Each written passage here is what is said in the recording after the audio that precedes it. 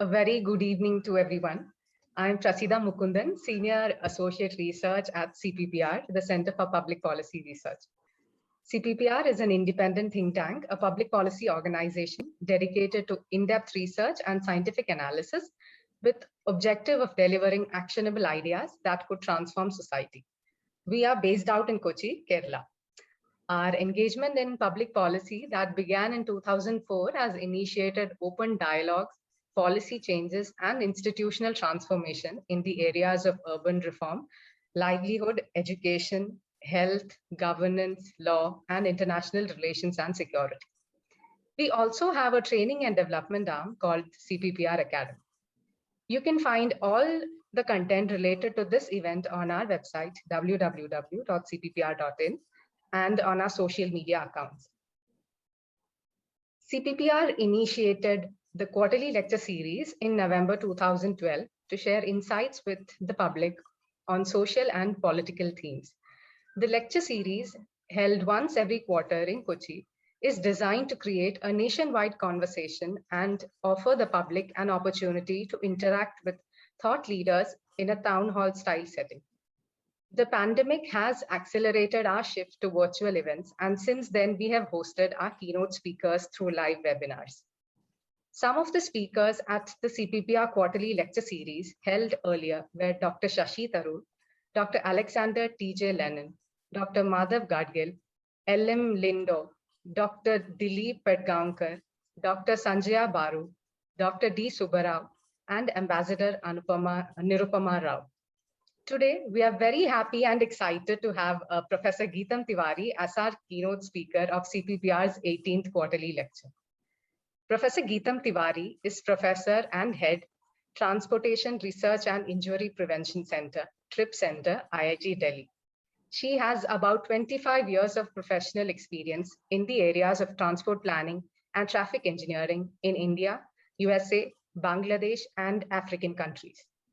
She has been involved in interdisciplinary research in the areas of traffic and transport planning, public transport systems, and traffic safety, focusing on pedestrians, bicycles, and bus systems of special relevance to low-income countries. She has worked with city, state, and national governments in India on public transport and road safety projects. Her work has been supported by Volvo Research and Education Foundations, International Association of Traffic Safety Sciences, Japan and European Union, and National Institute of Health, USA.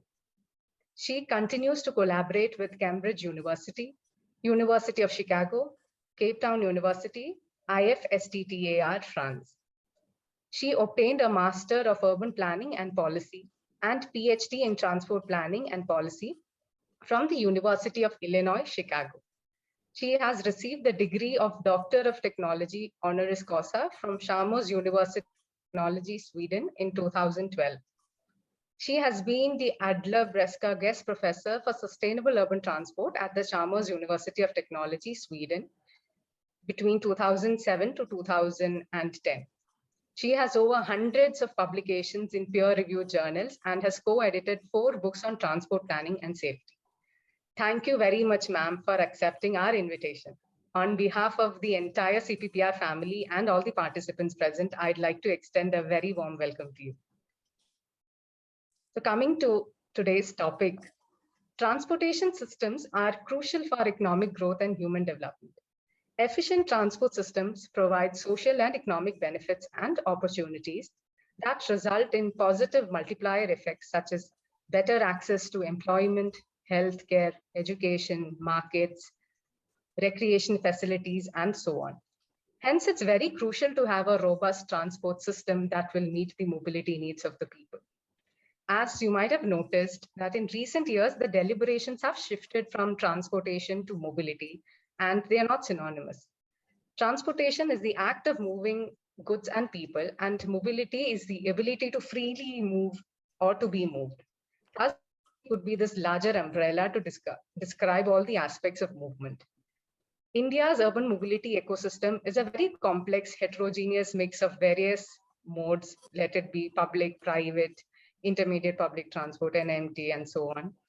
Infrastructure, networks, the equation between demand and supply, technological innovations, regulatory management, and enforcement systems. The complexities arising out of these pave way for evident and unseen challenges and also give us an opportunity to perform better in future. Today, Professor Geetam Tiwari will deliver her keynote lecture on the opportunities and challenges in India's urban mobility ecosystem. So before I hand it over to Professor Tiwari to begin our discussion on this very relevant and interesting topic, I would like to extend a very warm welcome to all the participants who have logged in today. We look forward to engaging with you to enrich today's discussions. You can type in all your questions in the chat box below, and I'll be directing that to the speaker. With that, I'll hand it over to you, ma'am. Thank you. Thank you so much. Thank you. I'd like to really thank CPPR for giving me this opportunity to talk to you about transport issues. And I really look forward to today's discussion. So let me share my screen and then we can begin. All right. So as Prasida said, today we are going to talk about opportunities and challenges in Indian urban transport ecosystem. This is an interesting topic because, and transport itself, because each one of us, I would say at some level or the other is kind of an expert, quote unquote, because we all experience this every day of our life, going from one place to the other and using different modes of transport. And in the process, we experience different kinds of, we have different experiences while we are on the road using different modes. So today, if we start talking about what are the experiences, okay, first I'm going to share with you some typical photographs, pictures, images from cities in India, which most of you are familiar with. And this is, you know, from the point, these pictures are from 1998 to 2000. You see a lot of people, different modes on the city. These are streets from Delhi, these are streets from Hyderabad and streets from Lucknow, so different cities, and you see different modes. Now, several years later in 2017, again, you pick up these cities. Now you have Delhi, Kolkata, Mumbai, and the newspaper headlines are full of these kind of, you know, captions that traffic jam, traffic congestion is kind of, you know, people are, I would say, obsessed with it. Because every time in my class, when I ask, name, and this is to the students, just freshers who are coming to MTech courses, name one transport problem that really has been worrying you, or what do you think is one of the most important transport problem? And most people end up answering congestion. And the moment you say congestion, it obviously means car congestion. But today I would like to discuss with you that car congestion, I would say, is one of the least of the problems. When, especially if we start focusing our attention towards achieving a vision of sustainable city and sustainable transport. And most of you must have heard about Sustainable Development Goals, which also deal with mobility and transport. So we will focus our attention in that direction. Okay, there are these small cities, many small cities in India. Familiar pictures, regardless of whether they are north, south, east or west part of the country, they look very similar. So broadly, first time actually in 2011 census. Before this, we did not have any travel census. So first time in 2011, the Census of India published some numbers about how people commute in cities, in urban and rural areas. And very interestingly, this is for overall, the census tells us that in fact, majority of the trips on an average in all urban areas in India consists of pedestrian trips. Most of our cities, how people commute to work, because the question was, how do you commute to work? And this is non-agricultural work. The answer given was that almost, you can say, from this graph, you can see that nearly 50% of the trips are not motorized trips at all. Majority are pedestrians, followed by bicycles, And then you have, so bicycle and pedestrian itself makes up for 49%. Then you see actually a large proportion of our people are moving on either motorized two-wheelers or bus transport. So this is, and of course, then you can see the differences between gender. Male and female workers are traveling differently. And this is very important to understand when we start talking about sustainability issues and vision of equality in future. So keep this in mind that only 20% people are using motorized two-wheelers, but more importantly, only 5% use cars to commute to work. But the previous slide where I showed you pictures from many of our mega cities and the newspaper headlines, the whole discussion is about resolving car congestion. There is little discussion about what's happening to buses, what's happening to people who are walking, or how people are when they're commuting by bicycle, what's happening to them. This is a cause of concern. The same census also tells us that in fact, in our cities, majority of the trips are short trips. These are not long trips.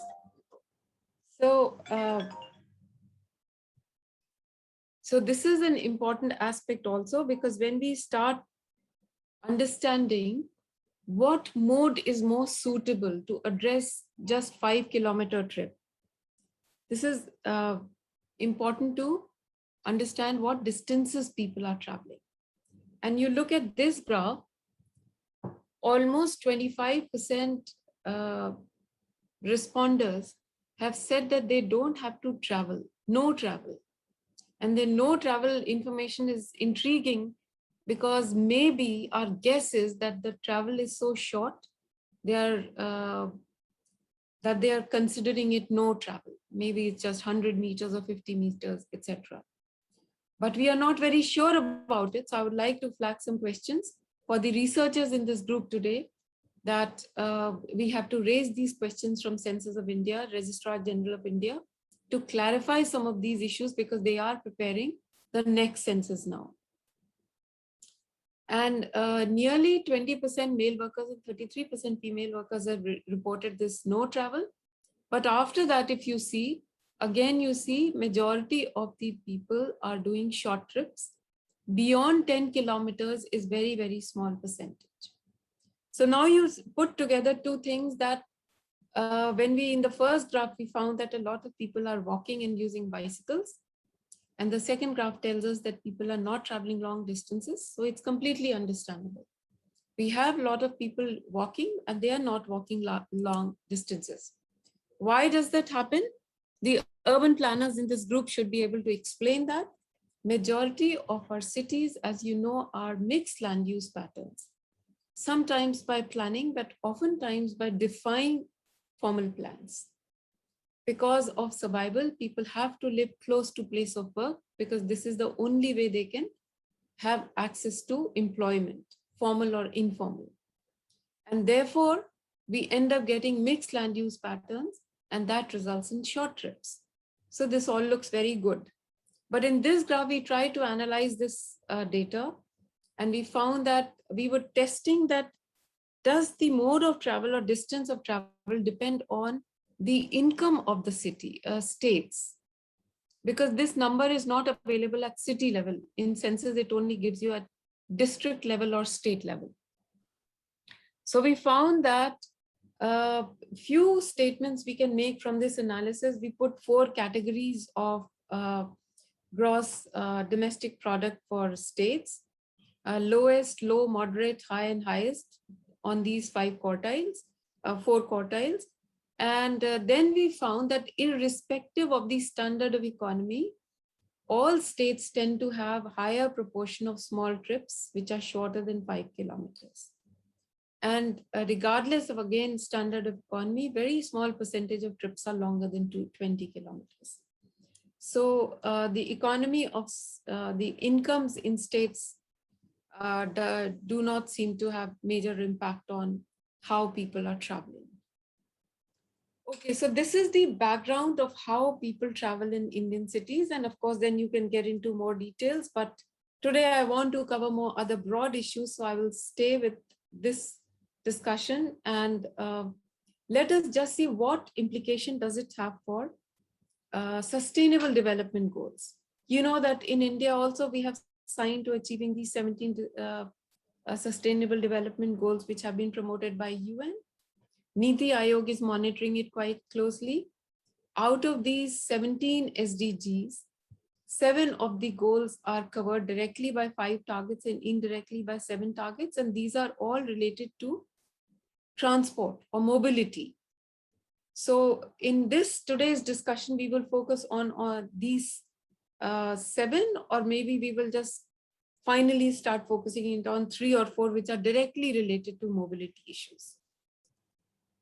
So target 3.6 is very much related to mobility, because it tells you, because that goal is about achieving, halving the number of global deaths and injuries from road traffic crashes, you know, by 2020, but this has been moved to 2030 now because none of the countries really achieved this.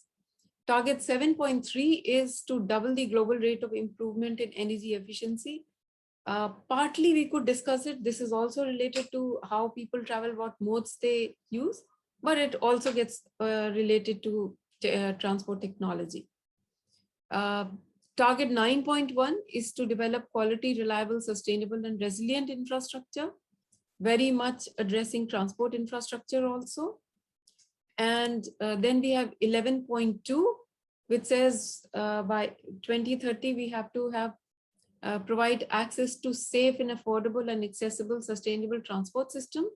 So this has direct bearing on how we design our public transport systems and road systems in general, and especially how we meet the needs of vulnerable groups. Target 11.6 is about reducing the environmental impacts. This also gets related to transport, because as you know that air quality is definitely affected by the kind of modes and the kind of technology of modes we use in our urban systems. Okay, this is a little involved diagram, but here I just wanted to walk you through one example to illustrate that these separate SDGs, in fact, are very interconnected. It's not about addressing traffic safety. It's not about only addressing energy efficiency or clean air or providing accessible transport. They all get related. For example, if you just see, if we want to address target 3.6, basically it means controlling speeds and reducing conflicts. How can we do it in cities? By having different street designs and having different traffic management systems. That would also lead to some relief in congestion, which would get connected to decrease in air pollution. So, and of course, then you see that this also, how street design, traffic management will also get linked to public access to public transport. So not just have a look at this kind of flow chart in your spare time and think over it. Basically, the point is achieving SDG targets is not about meeting 1 or 2 goals. These are very interconnected and interrelated. And it really translates to, if you want to see how we are going to address all these targets which are listed here, prioritizing non-motorized transport, which is walking and bicycling, and prioritizing public transport is the key to all these. In some way or the other, all these get affected by that. So that's a challenge and opportunity both for us. Okay, now I would like to pose 3 challenges in front of you today. Say that we are looking for attaining sustainable development goals, especially related to sustainable mobility. We have a lot of opportunities because, as I mentioned, that majority people already walk and bicycle and use public transport. But what are the challenges? Which way, where are we investing? Where are we putting our development investment? 3 main challenges are the whole understanding of creating a modern transport system versus the understanding of sustainable transport system. And I will dwell on this a little more in subsequent slides. Second important challenge is that after expansion of our systems, we are experiencing that number of road traffic crashes continues to increase. We still haven't seen the downward trend. And this is a huge public health crisis because people who die in road traffic crashes are young people, basically. And current understanding of addressing this public health crisis is like any other public health issue. This has to be addressed by making systemic changes, not depending on individual behavior. And third major challenge we have been facing, deteriorating air quality. And of course, some studies show the transport is contributing to it 20% or 25%, but transport has a major share depending on which city we are talking about. So these three important challenges we have to face if we want to achieve, if we want to, I would say, capitalize on the opportunities today we have because of our current travel patterns and current land use patterns. So first, about technology versus sustainable transport. So this is not a new graph. I mean, some of you may have seen it also, comparing CO2 equivalent per passenger kilometer of different types of vehicles running on different fuel. And I think the key thing you can see here is that even a diesel bus looks much better than electric car. And why I want to highlight this, because if you look at our current Niti Aayog policy, there is a major emphasis on electrification of transport. They are talking about electrification of buses also, but a lot of emphasis has gone into and providing subsidies for electric cars. And see here, a diesel bus, agreed, it will not be as clean as electric bus. Yet, if you compare it with car, per passenger kilometers, CO2 emission is much less. Another important thing about understanding some of these pollutants, especially CO2, which is not about just pollution at where the vehicle is operating or when the vehicle is operating, it is about the whole process. So now there is a very strong discussion amongst experts that we should be looking at life cycle emissions using life cycle assessment methods, not just comparing what happens during operation of different vehicles. So in one case study, we showed that we compared metro, which is running on electricity in Delhi, and a CNG run bus. And we using LCA methodology, we found that if you see here, red color is for transport and green color is for rail transport. Now for few of the things you see that red works out, looks much better, ozone layer. So let's look at, when you have respiratory inorganics, carcinogens, climate change impacts, ecotoxicity, acidification, metro is much worse than bus. And of course, it's easy to understand this is happening because metro today is running on electricity, and Indian electricity we get in Delhi is 70% coal-based. So if we change that technology, this may look different. But at present, wherever metro is being promoted, if you use LCA methodology, which is the correct methodology for comparison, metro is worse than bus. So metro produces 7.5 times more carcinogens, 1.8 times more greenhouse gases as compared to CNG bus in Delhi.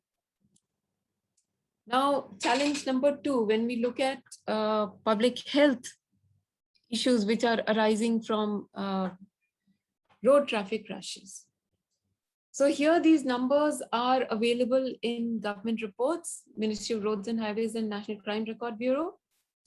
And you see the different lines are showing different years. And what is worrying is that in many cities, when we compare numbers from 2015 to 2019, the numbers have been increasing. So whatever we are doing in these cities, the kind of infrastructure, the kind of policies, we have not been very successful in addressing the issue of road traffic crashes. A little bit more detail, who are the victims in our road traffic crashes? Here are examples from some specific cities. These are all mid-level, mid-sized cities. And you see the dominance of red and blue. Red are pedestrians and blue is motorized two-wheelers. Yellow is bicyclists. So these three groups together are nearly more than 80% of our victims in road traffic crashes. So we found earlier in travel patterns that bicyclists and all three actually were on the road, and bicyclists and pedestrians are majority of the trips. They are also getting involved in road traffic crashes. So we have numbers from some small cities, very small cities. Bulandshahr about 90,000, Patiala about 2 lakhs, 1 lakh. So what we find in terms of victims, again, you see the dominance of pedestrians and motorized two-wheelers. And which are the striking vehicles? Trucks, buses, and cars mostly are the other vehicle involved. So the, I wouldn't say cause, but these are the impacting vehicles which is leading to these fatal crashes. We looked at some more details and find that in small cities, actually majority of the crashes are along the highways or the main arterial roads, which are in terms of very small cities, for example, Bulandshahr, the highways which are passing close to the city. And similarly in Patiala also you find that the highway which either comes inside the city or the main arterial roads, that is where majority of the crashes are centered. And this is interesting because we have had through a National Highway Authority program, major expansion in our national highway system. And this national highway system has been expanded near and inside the cities also. And this is where a lot of crashes are happening. Now, challenge number 3, as far as air pollution is concerned, here are some numbers for, again, for specific cities. One major problem really is in terms of addressing air pollution that we have very limited measurement. We have very limited data. So in some cities like Delhi and some other metro cities, Central Pollution Control Board has done a lot in terms of putting more monitors. But in some small cities, when you go, there's hardly any measurement. So if we do not have any measurement, we would not know what kind of interventions would work there. So here are some numbers that we installed some small measurement units in these 3 small cities. And then we started actually illustrating that cities like Bulandshahr, which is just close to Delhi, may be having worse air pollution than Delhi. So whereas there is so much discussion about air pollution in Delhi, and these states are under discussion how we can clean up air in Delhi, there is little discussion on what happens to these small cities surrounding this area, very much within National Capital Region. And a lot of people are exposed to very dangerous levels of pollution. Mostly not just transport, but transport is definitely one of the contributors. Okay, so here are these 3 main SDG mobility indicators we should be monitoring. And this is a challenge, how much we are able to monitor, how much cities are able to do. Because eventually it is not about making national policies. It is about how cities are able to implement it, come out with some specific intervention measures. Okay, so let's look at the opportunities, what could be done. And we are looking at improve bus or public transport infrastructure, improve non-motorized transport, pedestrians and bicycles. These are some strategic options. There are a lot of guidelines already available. And of course, when we say that improve infrastructure, it means road geometric standards. We have to view from users of buses, pedestrians and bicyclists, which is a different perspective. And same thing we have to do for traffic management. And we have to understand that roadside vendors and informal sector is a service sector. It is a service sector for these three modes that we would like to promote if we want to achieve SDG targets. Right, we already, you know that if we are required to make a public infrastructure, including transport systems, accessible to people with disabilities, and all these guidelines are already available. So the question is why we are not able to do it. Again, listing those guiding principles. Traffic safety is very much related to speed. There is a lot of understanding and discussion on if you have to address one major issue to solve traffic problem, it is all about controlling speed. And actually the numbers here are telling you what is the impact when a pedestrian is hit by a vehicle at 20 miles per hour, 30 miles per hour, and 40 miles per hour. Pedestrian has a very, very little chances of survival. High speed also has an impact on a field of vision. That is what you see in these two images here. At high speed, the field of vision of the driver reduces and it's not able to see the pedestrian and other people in its peripheral vision. And this is what decides what the speed limit in the city should be. To meet those principles, we have to work very carefully on how to design different type of roads, main roads, arterial roads, and other zones to meet these sustainability goals. And this typology is already given by Indian Roads Congress. The bottom line is that these roads have to be designed differently if we want to achieve the target 11.6, 11.2, and 3.6, both that I mentioned earlier. For intersections, we already have a lot of information on that grade separated facilities are not desirable within urban limits. And we really should be promoting more and more at grade intersections. Use of roundabouts seem to give huge benefits in meeting all those targets. And see, it is easy. Actually, in principle, one can see you apply those principles and you can see how you can transform the street. You see an example here, a typical Y junction, T junction, and this can be made accessible, more bus friendly, more pedestrian friendly, and more bicycle friendly in the same right of way by introducing a roundabout, introducing some raised pedestrian crossing, and rationalizing the bus stop. So I'm not getting into the geometric details of it, but an illustration that within same right of way, we can do these things. For fatal crashes also, we have created, looked at these scenarios, 4 scenarios that where would the maximum benefit be?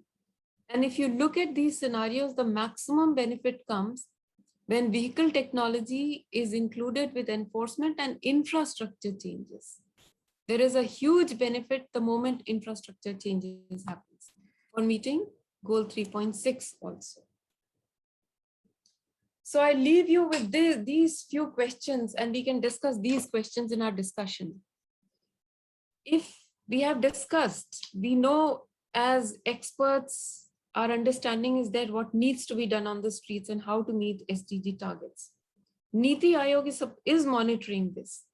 But the question is, it has to be implemented at a city level.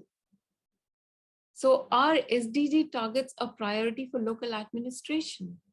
And I think CPPR has been working very closely with local administration. So maybe some of you would be able to answer this. I can only share with you my experience with working with few local administrations that we have done this work. Can community engagement expedite implementation of SDG compliant policies and investments?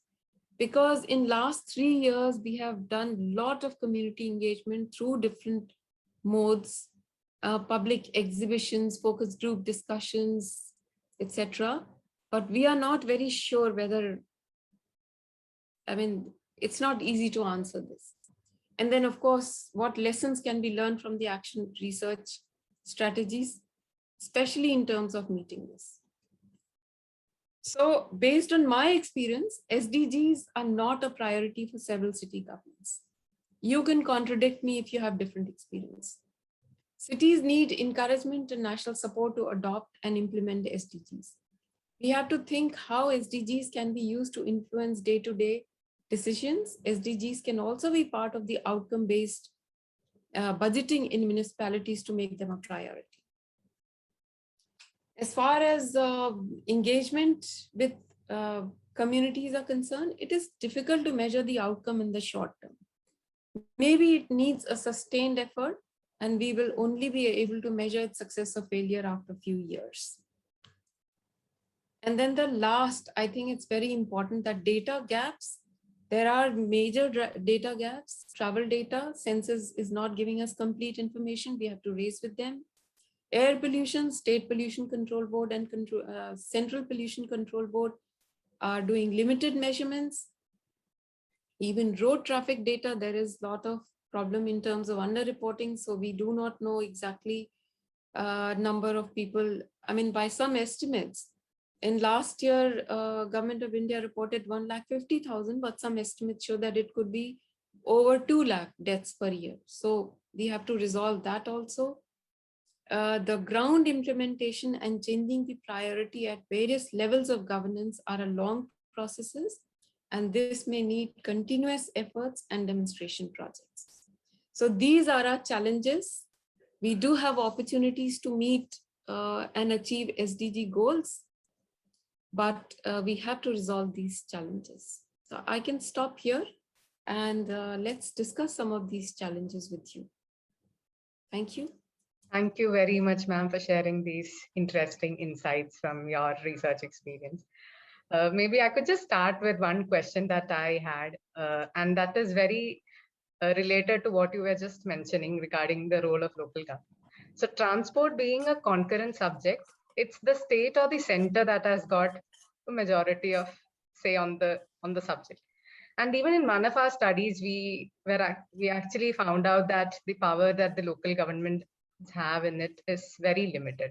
So what, according to you, should be the powers that the local government should have and their role in this whole scenario?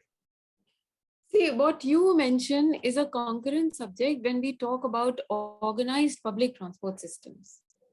But transport is also pedestrians, transport is also bicycles. That is very much a city government's, within city government's purview. Because city governments are designing the streets, right? The local municipality or the public works department is working on your street designs. And the guidelines are available. Now, if you see, Indian Roads Congress has updated many of the guidelines. I think the question comes for street governments. So we found 2 problems. Number one, at city level, there is perhaps lack of capacity. The city engineers being sensitive to requirements of pedestrians, bicycles, and in fact, even in terms of infrastructure requirements for public transport. And then the second, because if you see how a street is being designed, what traffic management strategies are being implemented, whether it's a roundabout or how the traffic police is controlling, it's all within city purview. So when we say concurrent subject with state and center, that is more to do with investment in organizing bus systems or metro systems. Not these, but what we found that municipalities, especially in these small cities, are not do not have the expertise to start thinking. I mean, they are mostly worried about day-to-day maintenance of their roads. They are not thinking about that the roads could be redesigned and could be made more pedestrian and bicycle friendly. Yes, ma'am, so I'll just go to the questions that we received from our participants.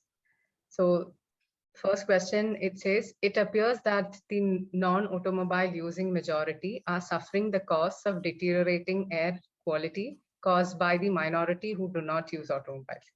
This is not unlike the experience of passive smokers. Is there any scope of promoting self-regulation of the frequency of automobile-based travel, especially by private automobile owners? So that is, he's asking, can we go beyond the state interventions? I mean, I think, this is one of the, you think of it this way. Okay, understand it at two levels. Travel is a very individual decision, right? Each one of us every day make a choice that we will choose a car or a public transport system which benefits us, because we would like to save our time, we would like to save money, and we would look at our comfort, convenience, reduced risk while we travel. And based on that, we will make a choice because we know where we want to go. And we have choices of travel and we will choose according to what benefits us. So if people are using cars, it is based on this choice. Why public intervention becomes important, that it is the infrastructure, the way we have organized our system is giving them this benefit to use car. So very simple example is that if you use your personal car, it is parked at your doorstep. It is reliable because it is with you. You don't have to walk to use your car. And then we do provide parking, and very often very low cost parking at your destination. And as far as the road part is concerned, yes, there are times when it's congested, but there are also times when it is not congested. And even when it is congested, your option, you'll start thinking that, oh, if I use a bus, it is crowded, it's not convenient, it's unreliable. So it's better to sit inside a car, listen to music, than use any other mode of transport. So by public policy, we have influenced the individual decision. We could do the opposite also. We could start focusing on how we can make buses compete with cars in terms of convenience, in terms of reliability, in terms of access. We don't have to give free parking to car. We can bring bus stops very close to your origin and destination. You can reserve lanes for buses so they don't get stuck in congestion.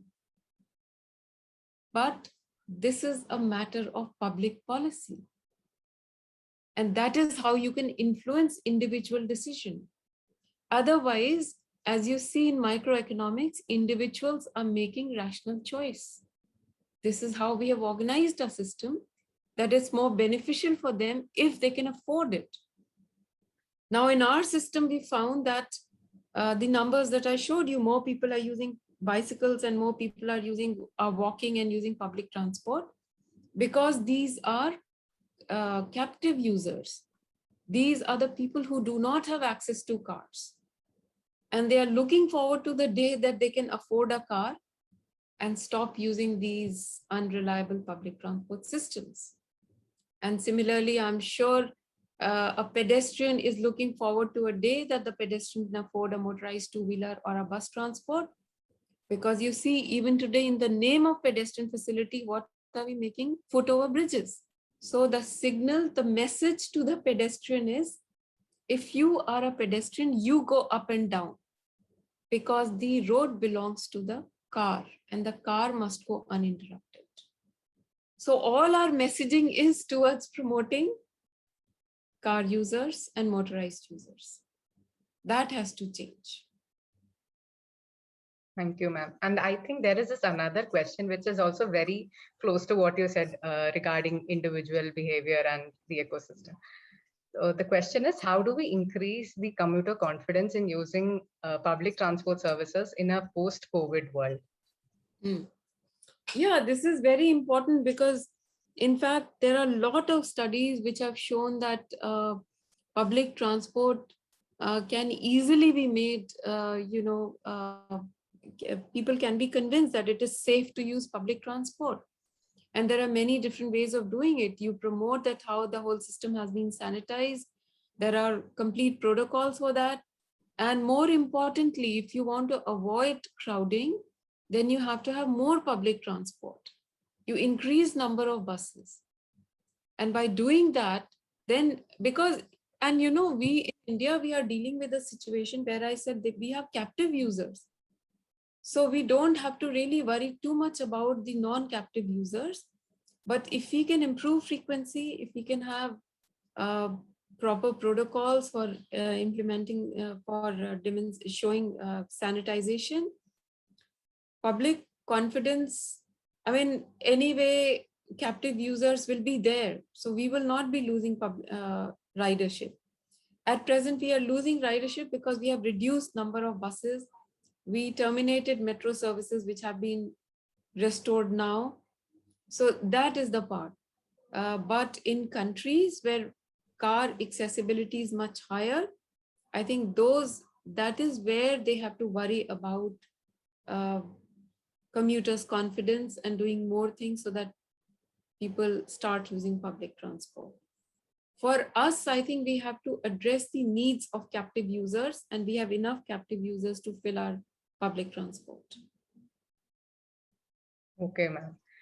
Ma'am, so before we go to the next questions, there is a request from the technical team to, if possible, could you just stop screen sharing? Oh, sure. Yes. Yes. So the next question is, can cities be incentivized to take up the SGDs? Unless there is a carrot and stick model, there will no be any push on this. Also, cities are creating CMPs, comprehensive mobility plans, and comprehensive traffic and transportation studies. And they do not put these SDGs on it or on reducing air pollution or road crashes. So your take on that? Yeah, absolutely true. Because a CMP toolkit, which most cities have been recommended to use, was done 2013. There was not much discussion about, in 2016 only we saw SDGs. So the requirement is to basically revise our CMP toolkits and include how to make it SDG target oriented CMPs. But my main worry is that in fact, at present, very few cities are preparing CMPs. That was being done before 2014. Now, from Government of India, there is no requirement that you have to prepare a CMP. Second important thing is that I have seen recent master plans. You know, many cities and are preparing master plans. And there is, again, very little discussion of SDG targets in master plan documents also. So we have to start this discussion from master plan documents, then move it to cities. And somehow, as you said, carrot and stick approach. Earlier it was when there was, urban renewal mission and people were, cities were offered basically grant to promote public transport or any transport system, provided they had done CMP, provided there was something on, some list of reforms they were expected to do. But at present, as you know, there is whole discussion about smart cities. So I'm not very sure whether CMP has any role in smart city discussion or not. I think we have to bring back that discussion. Right, ma'am. Ma'am, there is another question on shared mobility. So the participant is asking, don't you think shared mobility is regulated while there is more liberty for personal vehicles? Open permits may increase IPT modes and reduce mode share for personal vehicles, since public transport is not able to cater during peak hours. Yes, true. Shared mobility has its role to play. And especially when you talk about IPTs, there are many small cities in India where organized bus system will not be feasible because of the nature of trips and the nature and how the cities are organized. So I agree with you that there is a lot of regulation. Regulation could also be made to make it more competitive with private modes of transport, but that is not what has happened. It is penalizing them. So I would agree with this person who raised this question that we need to re-look into this, and we need to have regulations which are more IPT friendly, which can promote shared mobility, especially IPTs in small cities. We have not seen those regulations yet. Okay, ma'am. Ma'am, the next question is on electric buses. So the participant's question is, ma'am, you shared during the presentation that electric buses emit more carbon dioxide than diesel buses. Once the mode of electric production changes, this equation might change. Overall, what is the way forward for electric mobility in our country? I think first, let me clarify. I was showing you the numbers for diesel buses versus electric cars per passenger CO2 equivalent emission. And then I showed you metro versus CNG bus.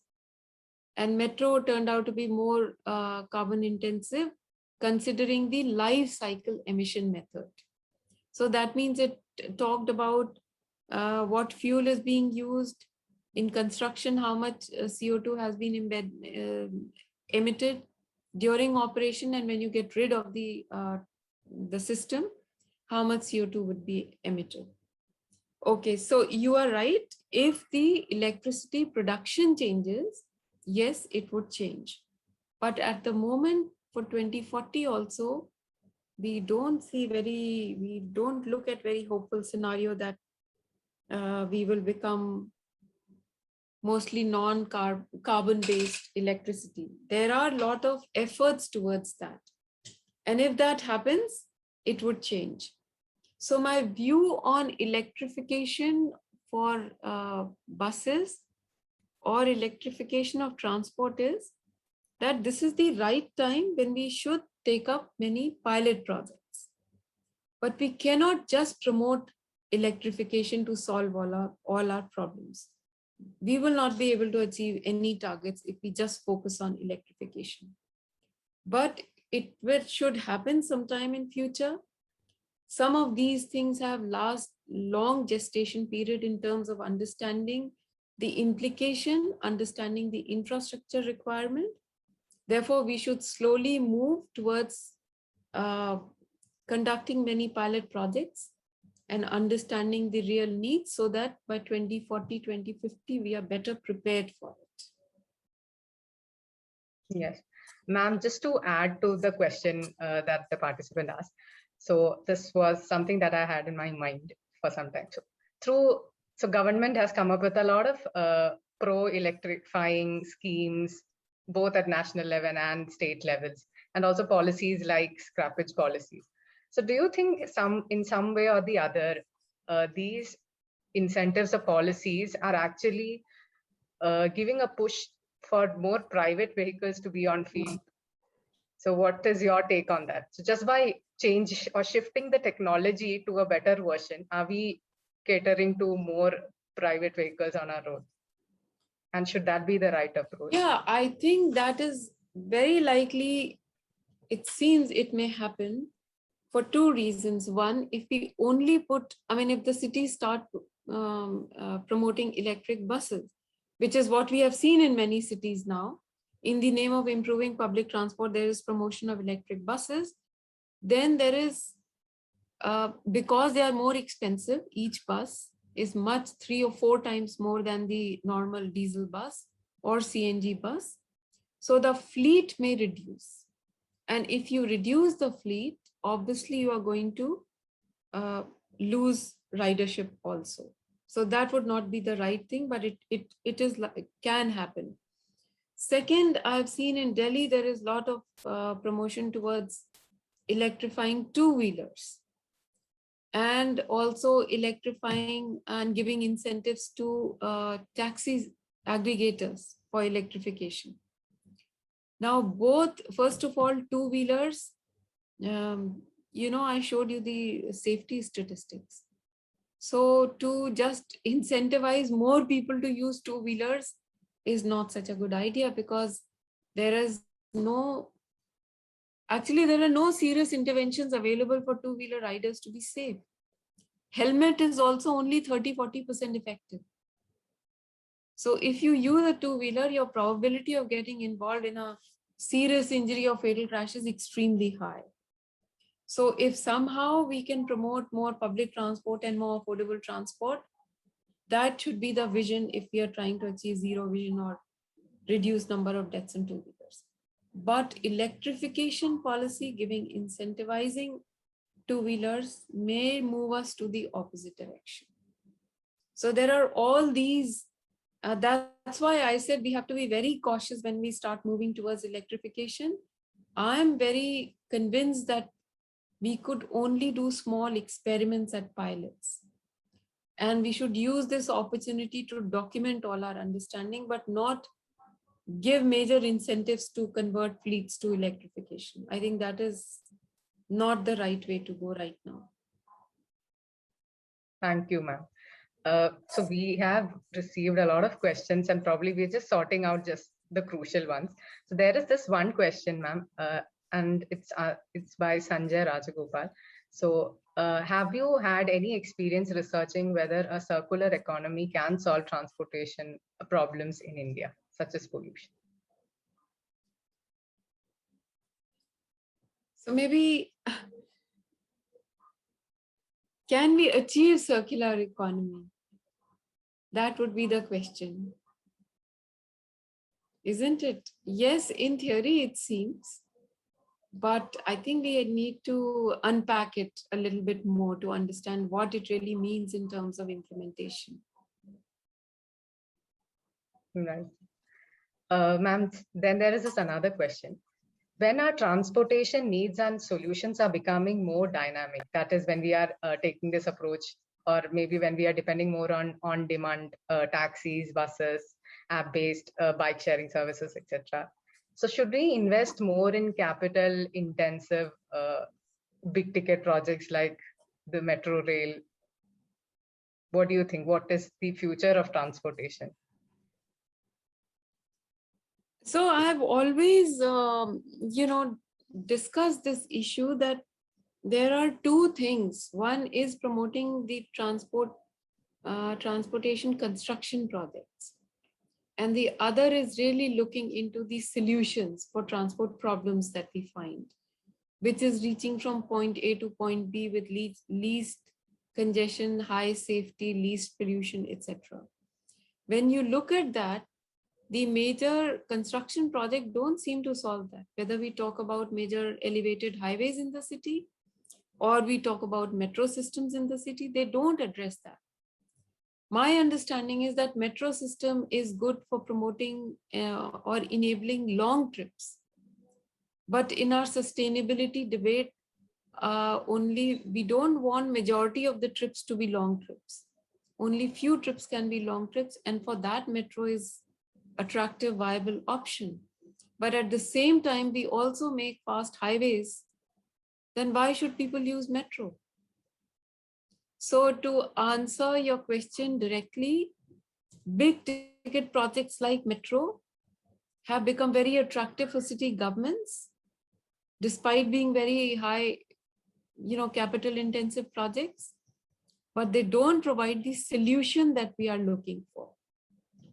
It cannot provide you the network connectivity which is possible in other flexible systems that you just mentioned.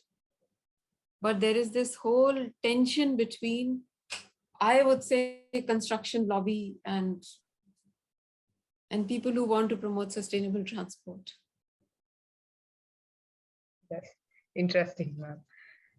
I think, ma'am, the next question is also somewhere related to this. So the question is, do you see a need for amending the 70-year-old Central Act, Road Transport Corporations Act of 1950, under which all state transport undertakings are structured and operated? Also, your opinion on transforming these STUs into public limited companies, where the public can also be a shareholder of these STUs, and through which the STUs could become more efficient and responsive. So the answer to first question is yes, because 70 years ago, the need was different. It was being promoted at a different level. So yes, maybe there is a serious need to relook at that act and see how we can make it more contextualized given the current challenges.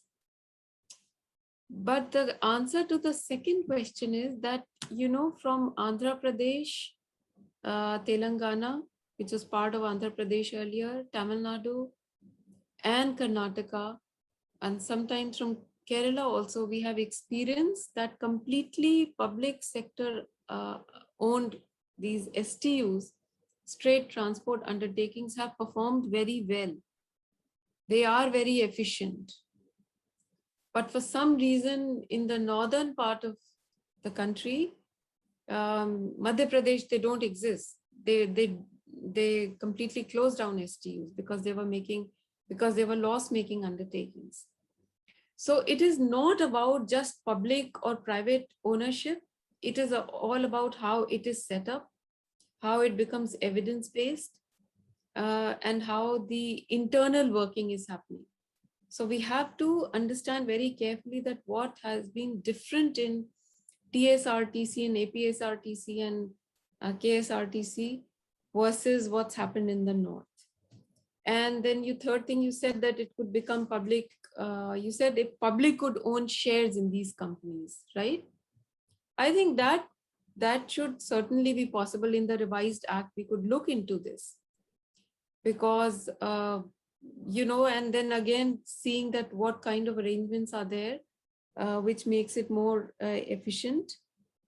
So there are three important components. You look at strategic planning, you look at day-to-day operations, and you look at in-between operational planning. If all three functions are being done by the same entity, often you find it is not very efficient. But if the three functions are separate, they could even be done by different entities. And then they start becoming more responsive. Because even in APSRTC and TSRTC, we find that long-term vision is missing. They are able to operate today and maybe 3 years from now. But what is going to happen in 5 years? And how do you get yourself ready for acquiring new technology, for meeting new demands? That part is missing. So I think complete overhaul of STUs is required to address these concerns, including the Act. Yes, ma'am. There is this next question, which is on last mile connectivity. So the person is asking that Kolkata has a sort of flexible auto rickshaw system in which multiple passengers are continuously picked up and dropped off along a single route, making it far more economical than having a single passenger per route. This system also takes away the problems of last mile connectivity. It combines the benefit of having a private vehicle at home with an energy or air economy of public transport. So what is your take on this? But I think the system exists in many Indian cities. Route taxis, it's not just Calcutta. And if you're talking about last mile connectivity, are you talking about public transport systems that people get down from buses or metros and use this to reach their final destination? For that, yes, this work system fine, but also last mile connectivity for public transport is all about walking. Majority people use buses and metros by walking. So I think improving pedestrian infrastructure becomes a very important intervention for improving last mile connectivity. But yes, these fixed route taxis, which keep dropping and picking up passengers, exist in most middle-sized cities where we do not have good organized public transport systems, and they do seem to benefit people. Ma'am, just to add to this particular question, so Kolkata was also very much in news for something else. So they had actually imposed a ban on cycling in 64 arterial roads. So, and that was all done under the pretext of providing safety to cyclists or averting accidents. So is this the right approach of dealing with things? What do you think?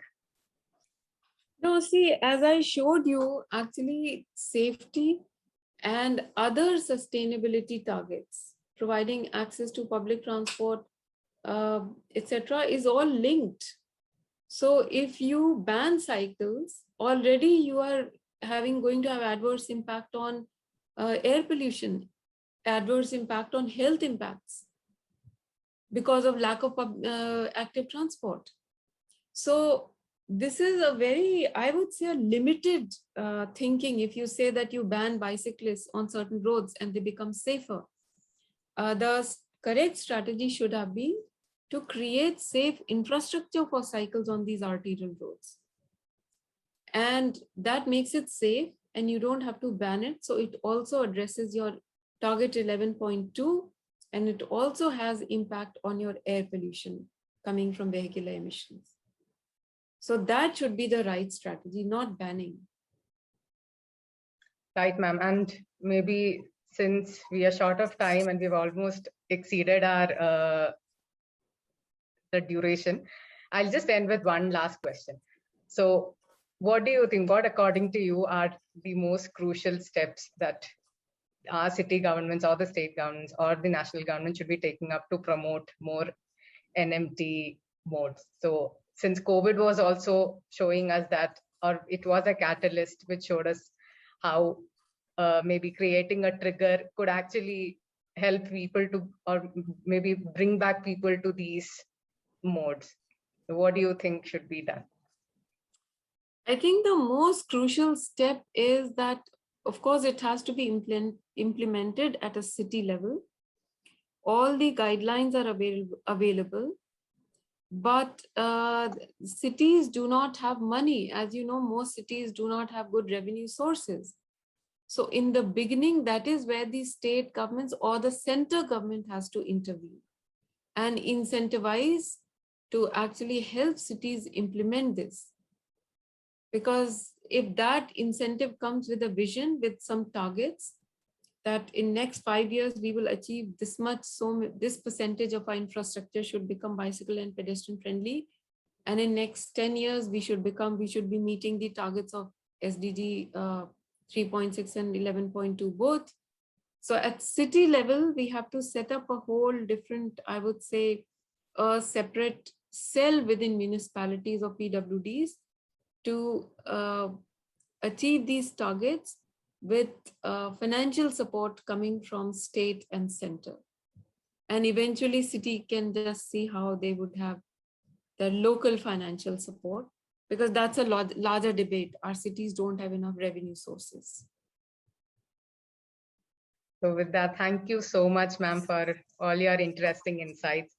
And I think we have now more clarity on how prioritizing public transport and non-motorized transport is the key to achieving sustainable development goals, majority of the sustainable development goals. And you have rightly, or maybe very interestingly, summarized the challenges into 3 major categories, and all the other aspects, probably the governance side or the administration changes, would all be included within these challenges of first one that you had mentioned was about having a proper balance or understanding the difference between modern transport and sustainable transport solutions, road traffic related or accident related aspects, and how it could be a public health crisis. And I think there were some studies which actually connected few relations between how COVID can be compared with accidents in India and comparing the mortality rates as well. So that's really interesting. And the last challenge is again the deteriorating air quality. So thank you very much, ma'am, for taking us through these interesting areas and throwing light to all our participants on these interesting areas and taking all of their questions. So we were not able to take all of them due to time limitations, but yeah, we tried our best to at least take up a few. So Thank you so much, ma'am. And thank Thank you. you. Yeah, I'd like to thank again CPPR for giving me this opportunity. And I thank all the participants, and especially the ones who raised very interesting questions. So thanks again. Thank you, ma'am. And thank you to all the participants for logging in and listening so intently and for all your questions. I'd also thank our organizing team at CPPR. A special shout out to Joseph, Neetu, Shri Arvind, Paul, and Rajesh for pulling this event together, Nisi and April for their support, and the chairman, Dr. D. Dhanuraj, for his insights and guidance as we conceptualized and prepared for this event. With this, I'd like to formally close today's proceedings. Once again, thank you, Professor Tiwari, for this insightful session. Good evening and Thanks. goodbye, everyone. Thanks.